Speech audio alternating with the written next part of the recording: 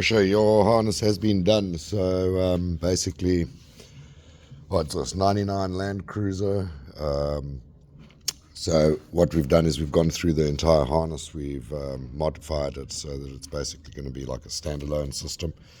Okay, we have added in things like the airflow meter. So on a 100 series Land Cruiser, normally the airflow meter runs through the actual body harness. So what we've done there is we've actually included that now into the engine harness, so it becomes basically full standalone. Okay. All of your injector connectors have been replaced. You can see we use these grey ones. Okay. EFI water temp sensor, for your dash. Okay. Like I say there, you've got your airflow meter. This one running down goes to your alternator. So there's a fork off. Yeah, I haven't actually plugged it into this one. So it's a 3-pin alternator, and then it runs back and it goes to your right hand O2 sensor. Okay, very important that those are connected properly. The system does rely on the primary O2 sensors. Okay. Earth strap on the right hand side and on the left hand side of the cylinder heads. Make sure that both of those are properly tightened down so that the system can operate properly. Those are the two main earths. Those are what the management system relies upon are these earths here. Okay, so the computer, everything. Running down here, you've got a split off, goes to your fuse box. Here it is there. And then you've obviously got all of your relays. You've got your engine light, ground terminal, start relay, fuel control relays, EFI and main relay. All of that has been documented on the bottom of the fuse box lid for your reference. Running down here then, goes through your firewall. I'm still going to tag your computer with all of the calibration ID on there, but it has been flashed and everything that you've asked for. So your immobilizer has been switched off. This ECU we've actually had to replace because the 100 series Land Cruiser is a non-flashable ECU. The only thing a person can do on that is to remove, the immobilizer. But yeah, flashing on the Land Cruiser is not possible. Okay, there was no reset pin. And over here you've got all of these connectors. Now these are the ones that you're going to be connecting to your vehicle. This 10 pin over here houses the ignition start fuel and all the stuff for your dashboard, so your rev counter, temperature gauge, oil light, charge light, engine light, and aircon compressor. Then you've got these two. One is for all of your automatic stuff, okay, and the other one is for all of your center diff lock and whatnot. Okay, so and then this little control box here is the center diff lock control relay. Basically, it's a couple of relays in here. It's a control unit for the center diff lock. Okay, so this 10 pin is going to be much the same. Here you've got two pigtails basically that you're going to tie into your vehicle. Okay, so there they are there, and then here is the pigtail over here for your actual engine running side. Okay, so you've got 3 pigtails that you're going to be connecting. You've got a 4-pin connector over here. We give you a patch harness, so this is a section of harness on the end of it.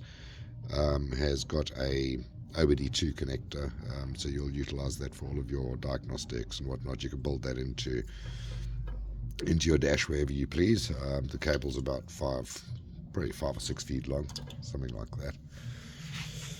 Anyway, running down here, pretty self-explanatory. These can only plug in one way.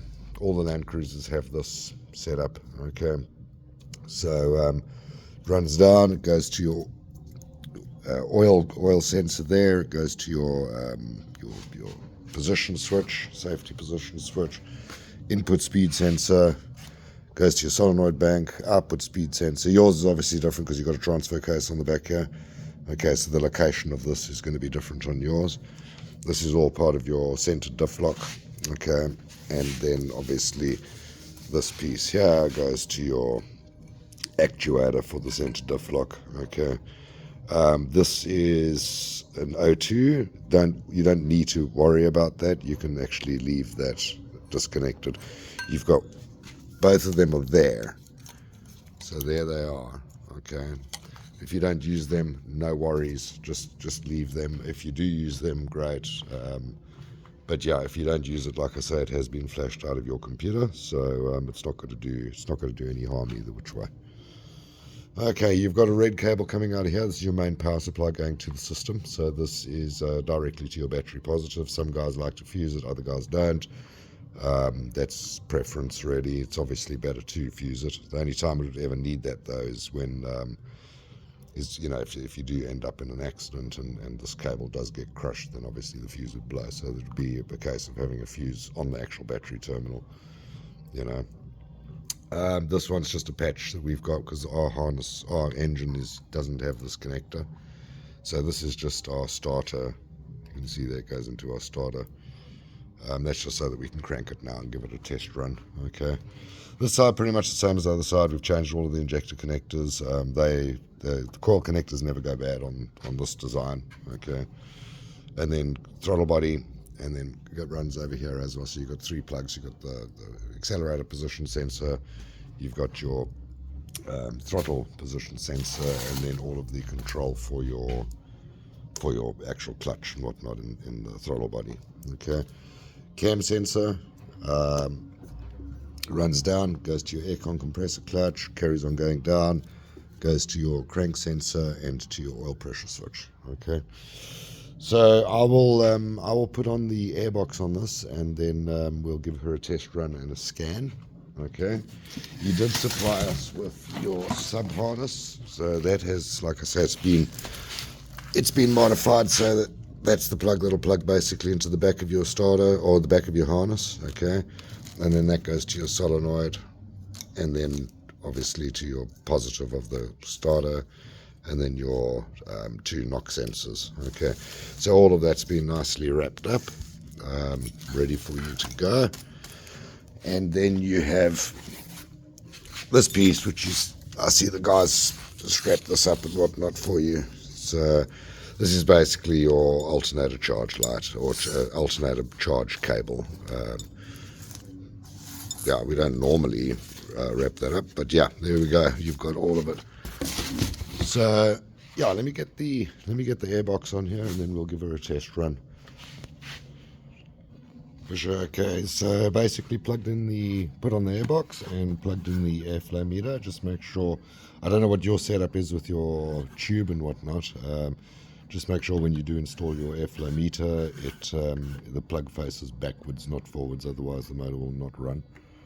Okay, and then another thing just to make sure on is this tube over here coming out of the air intake pipe. It's between the throttle body and the airflow meter. It's very important, its location, so it's got to be somewhere in this tube. Okay, and then it goes down to your right hand valve cover, and it gets sucked through from your left hand valve cover into the intake plenum. That's all part of the crankcase ventilation. Very important that is connected. A lot of guys don't connect that up properly. Here is this cable for your OBD2 connector. I've got my interface plugged in here, but yeah, you can see there, I mean, that's basically 5 or 6 feet at least. So we will have that on there just to do the scan. Let's give her a run. I'm not going to be able to run her very long because I do not have a cooling system on here, but yeah, we'll give her a run, and then we'll do a DTC scan. So just priming the fuel.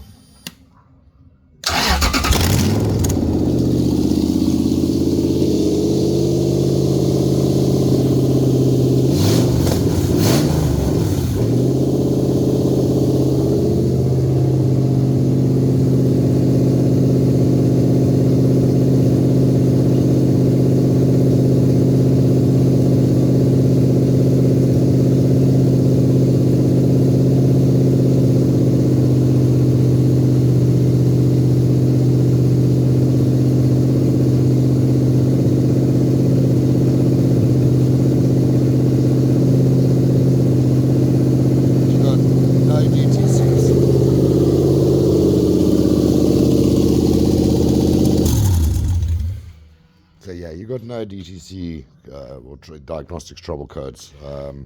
If you've got any trouble, let me know, but you should have no problem at all. 2Zs always, they run great. So yeah, hope you enjoy it.